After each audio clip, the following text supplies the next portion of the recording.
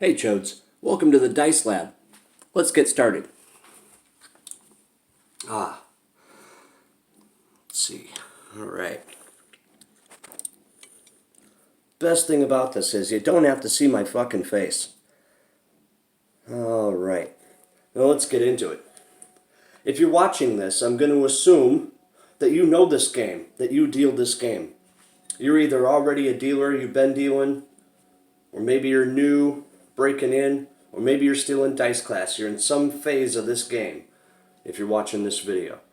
And if you're watching this video and you don't know what I'm doing, you don't know what this is all about, well, check it out. Enjoy. First thing we're going to go over is picking and dropping. Just tiny stuff. Stuff you should already be doing in class if you're in class. And more importantly, something you should be doing on a daily basis if you're a craps dealer, an active craps dealer who deals dice every day. You should be doing this every single day. Picking and then dropping. Now I haven't dealt in about 7 months, and I'm realizing how rusty my hands are. But this is an important skill.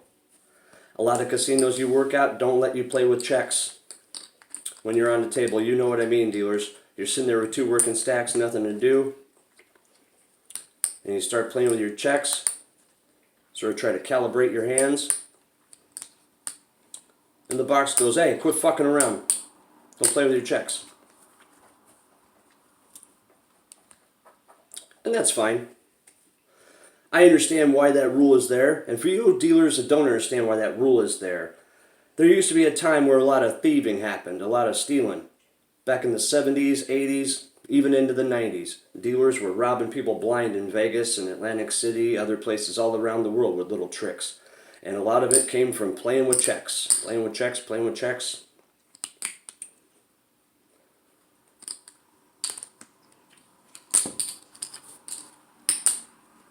Ooh, that's a part I'll cut out.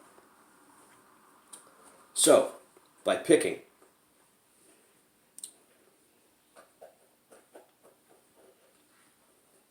pick two, pick two, pick two, pick two, all the way down the stack until your little hands have eaten an entire stack of chips.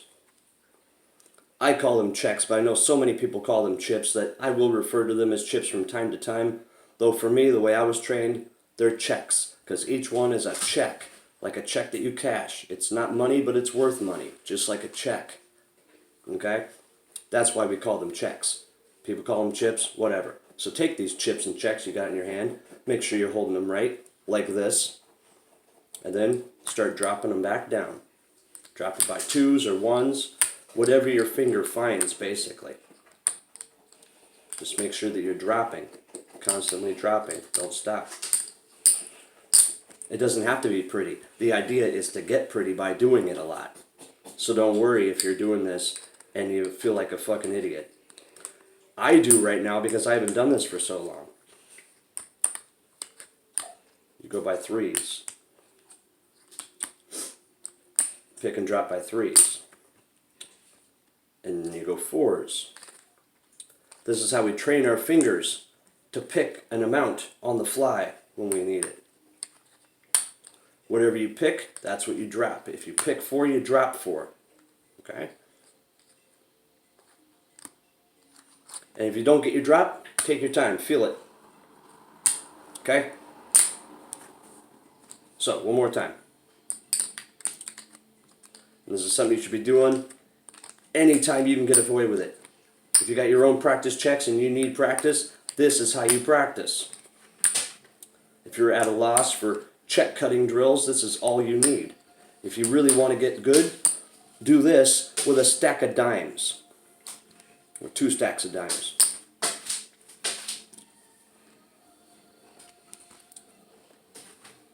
Now, on to press moves.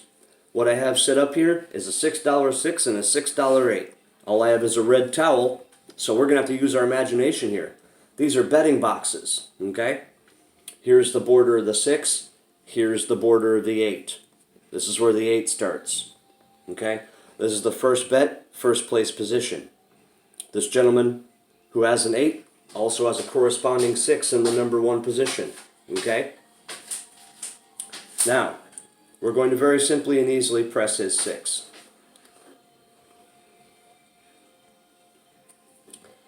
We know it pays $7. Okay? Here's how I was taught to do it. You take the cap, set the cap in the come. You stack the bet. Pass the customer off his change. Now, here's the cool way to do it. You have 2 hands. One hand needs to deliver change, one hand needs to stack the bet. Outside hand delivers money. We know this. Okay?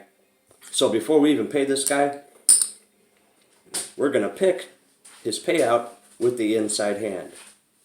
And we're looking at him. Same bet or press? Press, he says. So with our inside hand that gives away money, we can take this dollar, pass it to our player while we stack this bet, making a nice $12 6. Now, your boxman might give you guff about this by not going through the come. Do that as a case by case. You deal to your box. Your box says no, that's no. However, if you have a cool box or you have a jammed up game where nobody gives a shit about cutting corners, because that's another thing. In a jammed up game, you got to do what you got to do to get the game moving. And this kind of thing will keep the game moving. You're taking 3 movements, combining them basically into 1 movement. Economy of motion is how you increase your speed without increasing speed. You move faster, you get the job done faster without actually moving faster. This is how we find speed. This is how we find order in the middle of chaos. Tune in next time for more tips and tricks and stuff you probably can't do as good as me.